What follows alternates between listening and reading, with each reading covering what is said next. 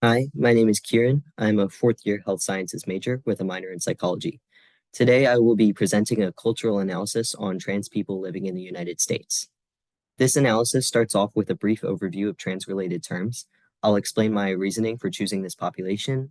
We'll review common stereotypes, discuss my impression of the group's worldview, and also their communication styles based off of research findings. I'll mention some health concepts and concerns that you should be aware of, especially if you plan to enter the medical field in some way. Then I'll wrap up the presentation by sharing some perspectives about queer families in the US, gender roles, and food issues and related values. One of the first terms you should understand is gender identity. I identify as male despite being assigned female at birth. That makes me transgender. Another term to know would be FTM, meaning female to male, which is another way for me to tell you my gender identity. A cisgender person is someone whose gender identity lines up with the sex they were assigned at birth. The last term I noted here is gender expression, which is different from the identity I just talked about. I had a therapist a year or two ago who related these concepts pretty well by saying that gender identity is not a choice, but how you express yourself is. So I choose to get my hair cut short to be more masculine presenting, and I definitely prefer wearing jeans as opposed to a sundress or something typically seen as more feminine. But being a trans guy isn't something that I choose to be. The three components of the narrow definition of culture are on the right side of the slide, and in my case, we're discussing Americans. To further specify my analysis, I threw gender into the mix, which would be included in a broad definition of culture. Now let's get into some stereotypes about trans people in America.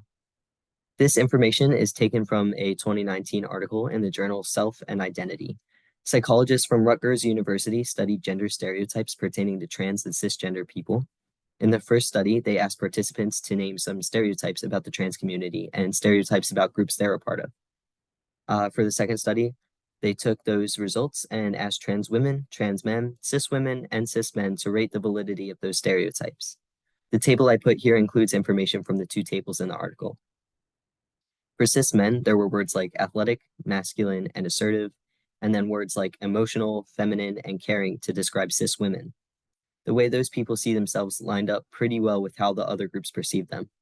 What's sort of disappointing, though, is the words that describe trans people, which include deviant, confused, untrustworthy, and disgusting. This is kind of different from how trans people stereotype themselves, which had words like normal, happy, bold, and confident. Reading this study was a little discouraging, but the important takeaway for you is in the gray box here where I quoted the article. Trans guys were stereotyped like cis guys in that people see them as aggressive. But trans guys were also stereotyped like cis women in that people see them as weak.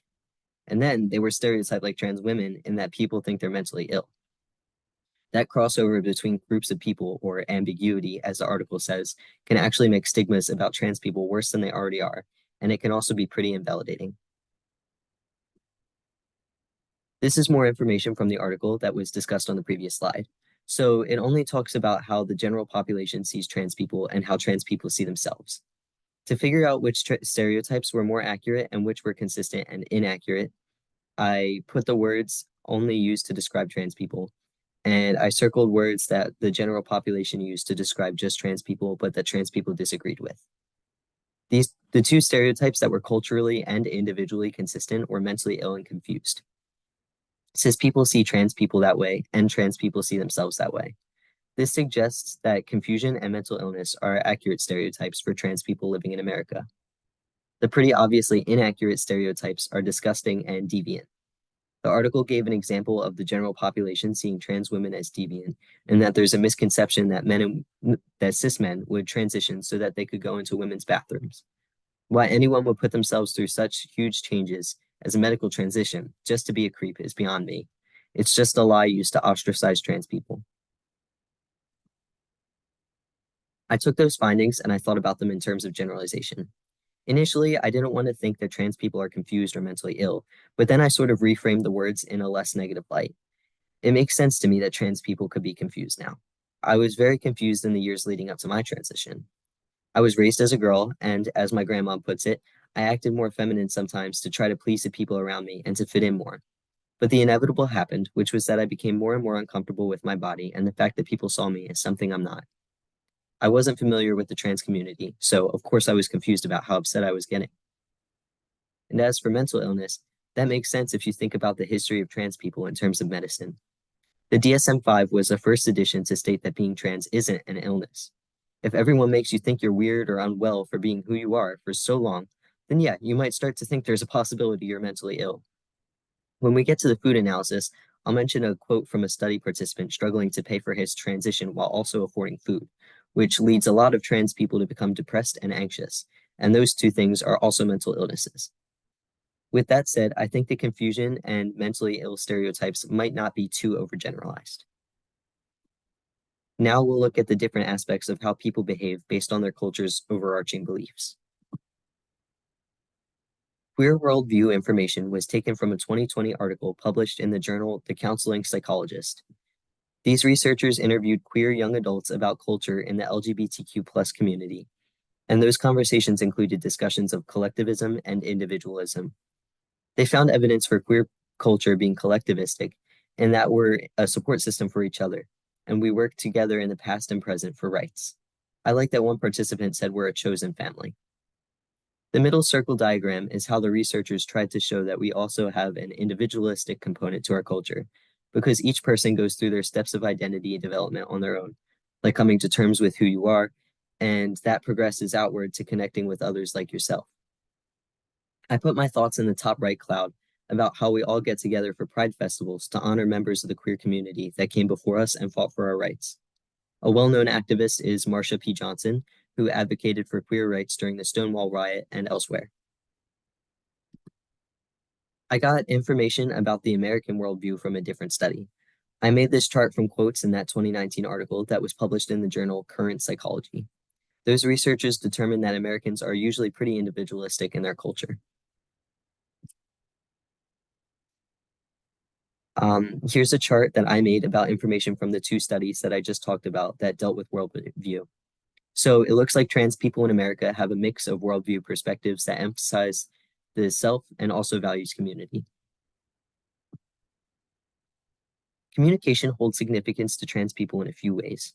For trans guys like myself, we tend to want our voices to be deeper and more masculine. I started taking testosterone about 6 months ago, and my hope is that you hear my voice during this presentation and perceive it as more so on the masculine side. For one course I'm taking this semester, the quizzes are proctored online, and before you take them, you have to record your voice. When mine plays back, I'm always surprised by how different it sounds now. That makes me really happy, and I know other trans guys have similar experiences and wants.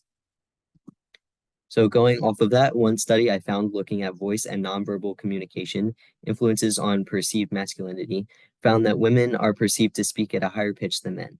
The biggest difference was sound pressure level and loudness of speech being a more masculine trait. Another study on considerations for trans speech found that people expressing more femininity made eye contact more frequently, they're closer talkers, and are more likely to make physical contact during conversation, and they'll also typically make more gestures. I started my medical transition last year, so the importance of healthcare providers being knowledgeable about trans well-being is very significant to me. The information in gray here is from a 2018 article from the American Journal of Preventative Medicine, and the blue is from a 2022 article in the Annual Review of Public Health Journal. When I went over stereotypes, I mentioned mental illness, and that's how the medical field unfortunately viewed being trans up until around 2013 when the DSM-5 was published. In order for me to have top surgery this past July, which is just a bilateral mastectomy for trans guys, I had to get letters from my primary care doctor and my therapist saying that they've diagnosed me with gender dysphoria. That diagnosis was needed for me to have insurance to help pay for the surgery and for me to actually be able to get the surgery itself. It's also good that the International Classification of Disease adjusted their term to gender incongruence, and I appreciate their definition of clinically significant distress because it emphasizes the need for treatment more so than the previous definition. As a person living in America, I'm very lucky to be transitioning in Philly and getting care here because I have safe places to get medical treatments. Mazzoni Center is a nonprofit in Philly. I get my testosterone prescribed and monitored through there. And then the Philly Trans Wellness Conference is something my therapist told me about a while ago because he goes and gets updates on the community and to broaden his perspective more. I'm hoping to go to this year's, which is at Temple University. Family is such an important factor of life for everyone, but I'll say especially for trans kids because parents and close relatives are pivotal in our physical, mental, and social developmental processes. The first family-related queer US study I looked at reinforces that family developmental impact, especially with the second bullet here. I am very lucky to have an extremely loyal younger sister and supportive parents and extended family, but not everyone is. With that, I think it's important for everyone to have some understanding of the trans community. Because if you have kids and one ends up being trans, none of you can change them, and it would be very detrimental to force them to suppress that aspect of their identity for your own peace of mind. And then there's the other side, where everyone in the family could be cisgender except for a parent who transitions as adult. I was encouraged by the first bullet here, which had the only positive things to say about queer families. This report also included other queer identities, such as gay men, lesbians, bisexual parents, and non-binary parents and kids. The next family-related article I found noted that parents who are trans themselves actually carry out gender roles that you'd see in a totally cisgender household. The bottom bullet point was from the article, but I wanted to include it because my mom had mentioned feeling this way, especially at the start of my transition. At first, I didn't understand and was frustrated, but as we talked more about her perspective and I saw her efforts to support me, I got to understand a little more what she meant, and it's exactly this quote.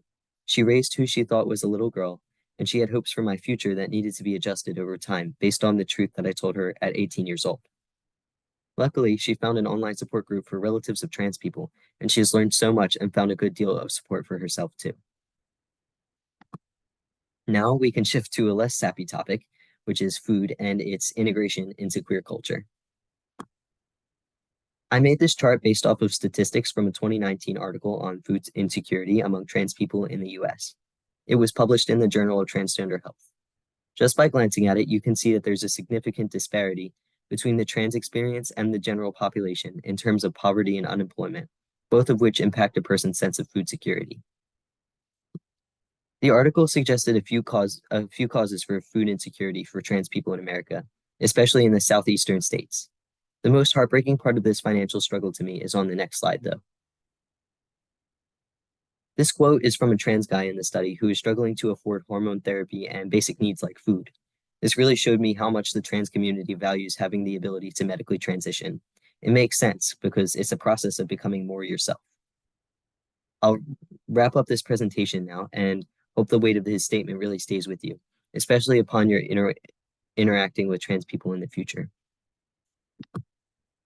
Here's the links to the articles I presented the information from. Thank you so much for your open-mindedness, willingness to learn, and your attention. Have a great day.